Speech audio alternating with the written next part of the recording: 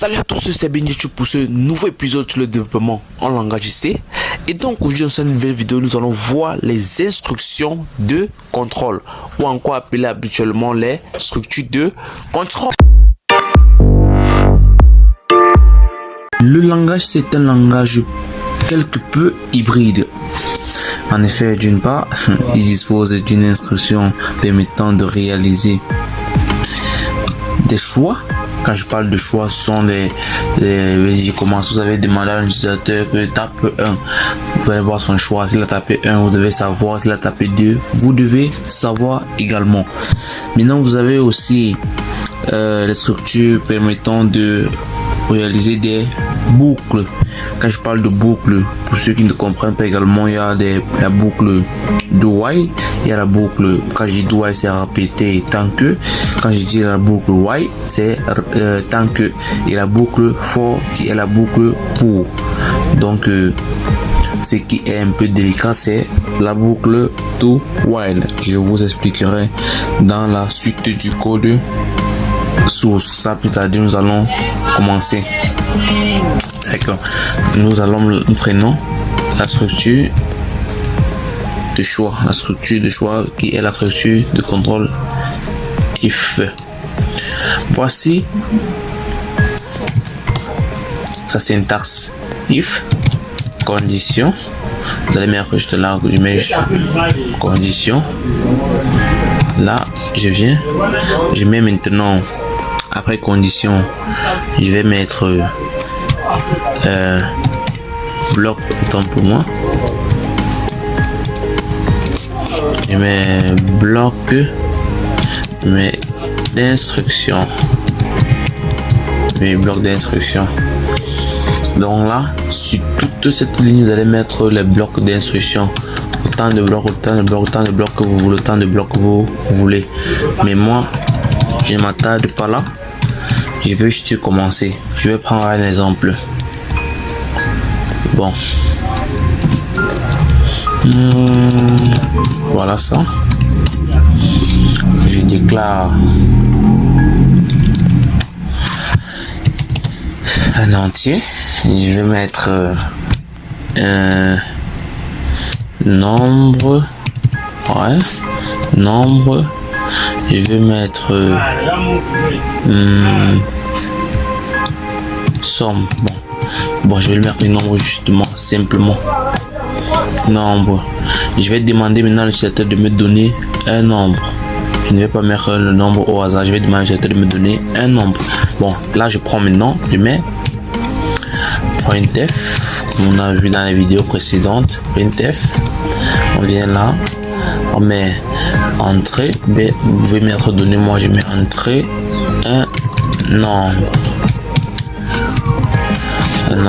Je suis désolé pour l'erreur, un nombre, et je pars à la ligne anti/n.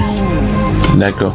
Maintenant, quand il me donne le nombre, il faut que je récupère le nombre. Je mets scanf là,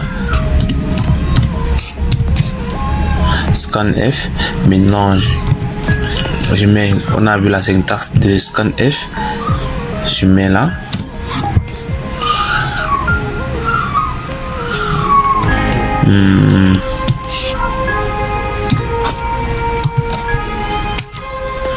Et je récupère, je mets, et là, et je mets la variable nombre. Là maintenant, j'ai récupéré que fais-je même? Là j'ai récupéré mon nombre et je vais essayer de l'afficher. Vous me rassurez d'abord que je n'ai pas fait d'erreur, parce qu'il me paraît que j'ai fait une erreur. Je me rassure. J'affiche. Je vais mettre juste là. Bon. Le nombre, parce que je vais utiliser plus tard, donc je fais une longue phrase. Le nombre est, je mets anti/n pour aller à la ligne. Je mets là, je mets nombre. Ok, je mets le point virgule. Maintenant je viens là, je vais compiler pour me rassurer qu'il n'y a pas d'erreur. Et comme vous le constatez, il y a, bon, je vais mettre ça en commentaire, je vais mettre ce if en commentaire pour que ça ne me donne pas des erreurs inutiles. Je recompile. Je mets 5. Ouais, il y a un nombre au niveau de la lecture. Bon, je me rassure que c'est, je me rassure de ça. Je lance. Ouais, j'ai affiché le nombre avant de, attendez. Oh, que fais-je? Je n'ai pas mis le pourcent D. Désolé. Le pourcent D. Pourcent D, non, parce que c'est nombre entier et je lance. Ok, mais 5. Le nombre est 5. D'accord. Maintenant, je vais maintenant mettre dans la condition pour me rassurer, bien pour prendre le choix de l'utilisateur et faire quelque chose avec. Bon, je vais dire if nombre est égal, on met égal pour quand ce sont les égalités, on met égal if nombre égal 5. Parce qu'on attend de lui qu'il mette le nombre 5. If le nombre égal 5, je mets bon, je vais mettre quoi? Bon, je vais mettre là. Je vais copier juste ça. Je coupe. Et là, je colle. Bon.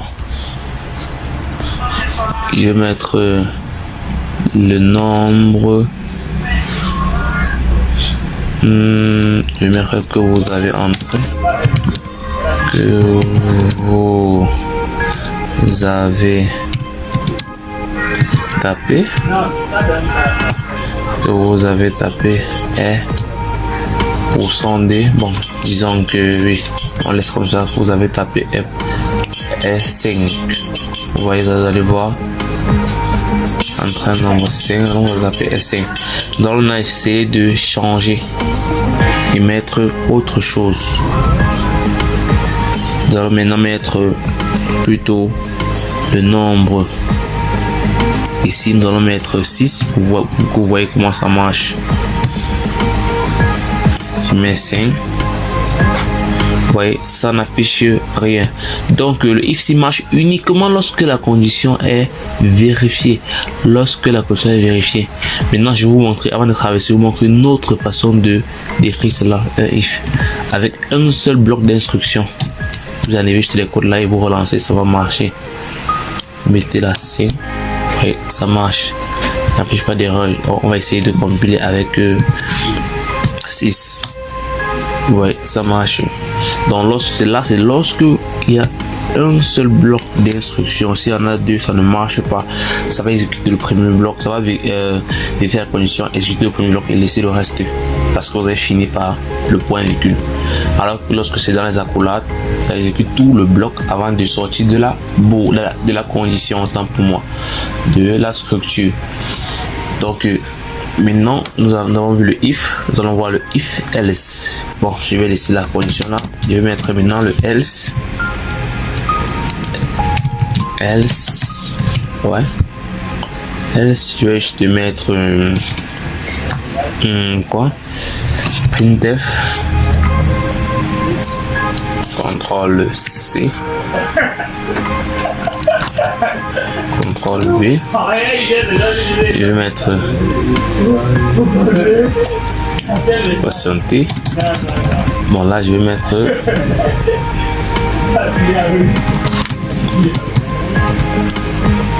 le nom, je vais mettre un mauvais choix du nombre. Désolé pour le temps perdu, mauvais choix du nombre. Choix du nombre, désolé, nombre. J'ai mis le mauvais choix du nombre et on va essayer. Vous allez voir, je n'ai pas mis d'accolade, j'ai mis le point virgule, j'ai fermé. Je vais essayer de mettre mon code source propre que vous voyez vous-même. Et voilà, je lance. Si je mets 6, ça me dit vous avez tapé le nombre 6. Si je mets 5, mauvais choix du nombre. Donc vous comprenez maintenant la différence entre le if tout simple et le else. Et après le if, le code source continue. Donc je vais mettre un printf là. Je vais mettre CTRL-C. Comme je vous ai dit que après ça, le code s'arrête. Donc je peux venir là, je mets directement là, je mets fin. Je mets end. Ok. Dès que je vais lancer, je mets 5. On va changer le nombre end. Bon, je pars d'abord la ligne. On va mettre mon end. Ok. Je mets ok end. D'accord. Nous sommes maintenant rassurés de notre end, sachant que ça fonctionne. Ok, mon code source est propre. D'accord. Vous voyez que là, le code source du nombre, c'est pas que c'est à cause du else. Ça s'arrête là. Je vais essayer de mettre dans le if. Vous allez voir. Je vais essayer de faire que le if fonctionne et vous allez voir que ça va mettre le printf end. Alors nous allons essayer. Je mets là. Je mets le 6. Vous allez taper, vous voyez que c'est même mon int normalement. Ça ne prend pas en compte la première instruction après mon else. Donc ça met le end. Vous avez compris comment ça marche. Ce qui fait que si vous mettez plusieurs, ça ne va pas marcher. Si vous mettez plusieurs blocs d'instructions qui doivent s'exécuter grâce au else, ça ne marchera pas. Donc faites très attention, soyez très vigilants. D'accord. Maintenant que nous avons fait cela, on va utiliser le switch. Nous allons prendre le switch. Je vous ai fait pas qu'il y a le switch. Nous allons faire utiliser le switch. Vous allez voir la différence. Là, je ne vais pas effacer. Je vais descendre avec ça. Je vais mettre switch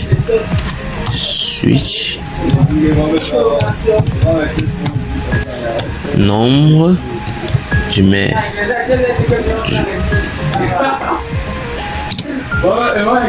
je mets là. Bon, je vais maintenant mettre nombre. Je vais mettre case, disons. Maintenant le case c'est là. C'est comme après case, c'est la valeur ci, la valeur qui suit de la condition du if. Case, bon, disons qu'on va reproduire la même chose. On va mettre case 6. On va mettre le 2 points. On va mettre le printf ici. Donc, on essaie de reproduire nettement le if else là. Vous voyez, là on a mis le case 6, on a mis le else. On vient là, on met notre break.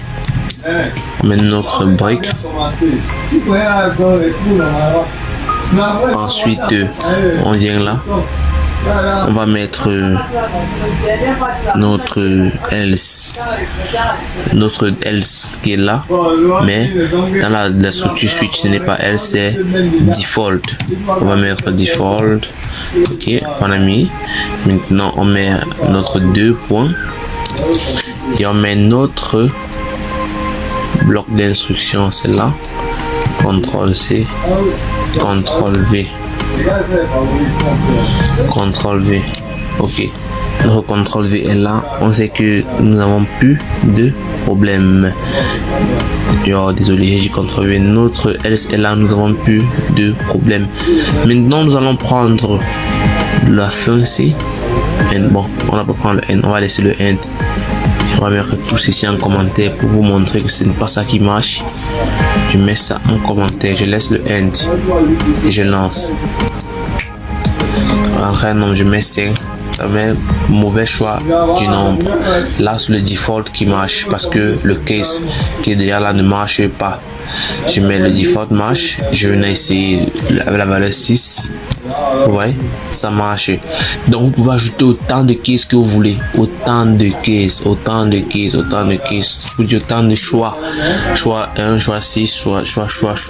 Donc je viens là, j'ajoute un choix, CTRL V, il va ajouter 5, disons 5. Attendez, disons 5. Bon, je n'ai pas activé mon pavé numérique, disons là, bon, 5, d'accord. Après avoir activé le 5 là, on va lancer. On va mettre d'abord 4, vous voyez, mauvais choix du nombre. On va mettre 6. Vous allez voir, le nombre de taper est 6. On va mettre 5 également, ça va marcher parce qu'on a mis une requête. Vous voyez, ça marche. Là, nous avons fini avec la structure de choix. Parce que je vous ai dit, le C est un langage un peu hybride. Donc, c'est presque comment ça fonctionne. C'est un langage quelque peu hybride. Donc, il dispose des instructions permettant de réaliser des choix, comme je vous ai expliqué. Voici pour les choix qu'on a vu. On a vu. Et on va maintenant voir les autres structures. D'accord. Maintenant, nous allons passer aux boucles. Nous allons commencer par la boucle for. Ok.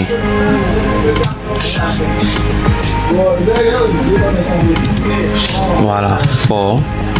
Voilà, c'est la condition. Je vous montre la structure for. Je mets ici initialisation, initialisation, initialisation simplement, initialisation. Je mets mon point virgule, je mets condition, oui, bon, pas conditionnel, bon, je mets condition, oui, point virgule. Ici je mets incrémentation ou décrémentation, ça peut s'incrémenter comme ça peut se décrémenter. Incrémentation ou décrémentation, bien sûr. Bon, pour bien présenter le code, vous espacez ainsi. Vous mettez vos accolades. Voilà. Et là, vous mettez votre bloc d'instruction. Ok, voilà ça. Vous mettez votre bloc d'instruction là et vous mettez vos points virgule à chaque fois que vous finissez une instruction. Vous mettez un point virgule. Sinon c'est un bug. C'est un bug. Donc là, nous allons passer maintenant à la mise en place de notre structure for. On a déjà vu la structure. Nous allons mettre ça en place.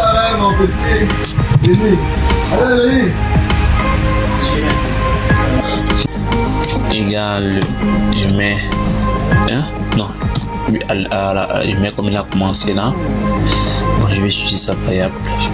J'utilise. Bon, il faut initialiser. Je suis obligé d'initialiser. Je vais mettre, je vais annuler ceci. Je vais mettre for nombre est égal à 1 point virgule. Je mets là nombre. Je mets la condition. Je vais mettre inférieur ou égal à, bon, disons 20, oui. Nombre plus non fiche nombre plus. Là maintenant je vous mets accolades, je descends, je continue avec mes blocs d'instruction. Vous voyez, je mets juste là mon printf il va afficher les nombres simplement comme ça. Je mets là.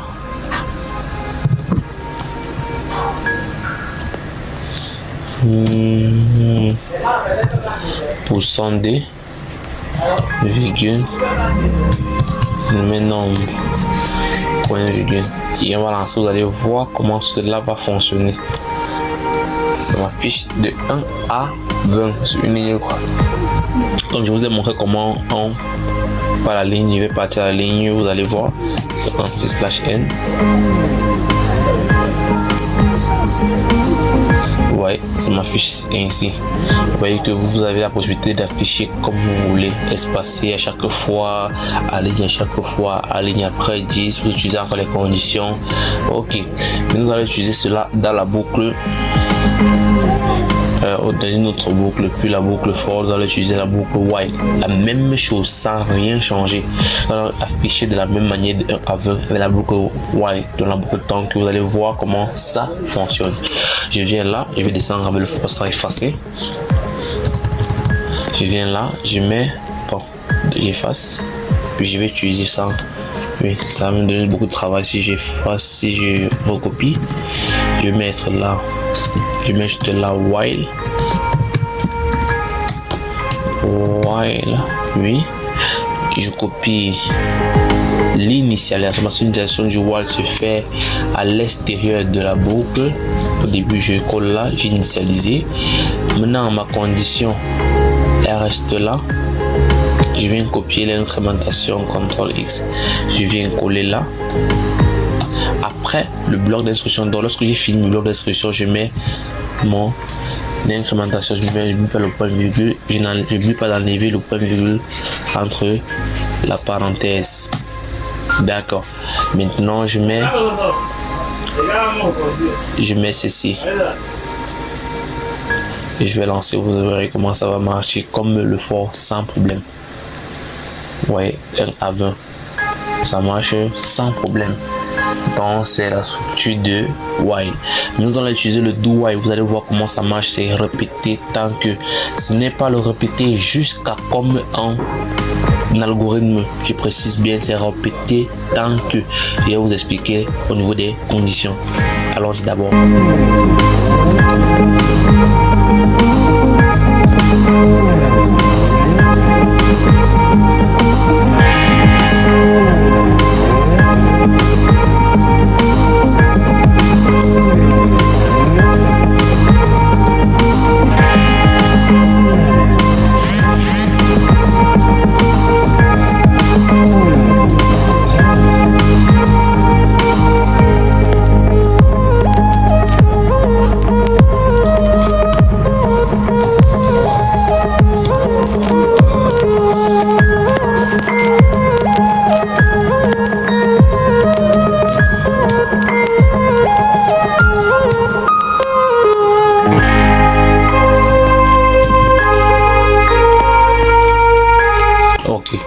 Là vous voyez que là j'ai mis mon do, j'ai mis printf, j'ai mis le nombre, j'ai mis mon incrémentation, j'ai mis le while. Et observez maintenant, je vous explique. Là vous avez do while, répétez tant que le nombre est inférieur à 20. Le nombre est inférieur à 20, ça va répéter tant que le nombre est inférieur ou égal à 20. Je vais lancer, vous allez voir comment ça va fonctionner. Je lance. Vous voyez, ça marche. Si je mets, lorsque vous utilisez l'algorithme, c'est plutôt répéter jusqu'à, on va mettre jusqu'à ce que le nombre soit supérieur ou égal à 20. Vous voyez que ça n'a pas marché. Vous voyez, parce que le do while, ça écrit 1 parce que le do while exécute d'abord avant d'utiliser la condition. Donc ne faites pas l'erreur, mais ne confondez pas cela. Donc on va mettre ici, vous voyez, c'est tant que, répéter tant que la condition ci est valide. Donc elle vérifie. Donc si c'est la condition c'est juste, ça répète. Alors que disons que le répéter jusqu'à, c'est répéter jusqu'à ce que la condition soit fausse avant d'arrêter. Donc c'est un peu ça. Ok, jusqu'à ce que la condition soit vraie. Voilà, lorsque la condition est vraie, ça. Désolé, autant moi je me suis un peu trompé. Bon, nous avons vu le répéter des conditions. C'était tout pour aujourd'hui. N'hésitez pas de vous abonner, de mettre un pouce bleu et de cliquer sur la cloche de notification pour ne pas rater les prochaines vidéos, car nous ne faisons que monter en force et nous allons continuer jusqu'à et très bientôt nous allons commencer avec les séances de pratique de TP et des exercices avec corriger. Donc tout ce qu'on voit là, c'est juste pour vous instruire, vous donner un petit aperçu de ce qui vous attend dans la suite de votre parcours en programmation.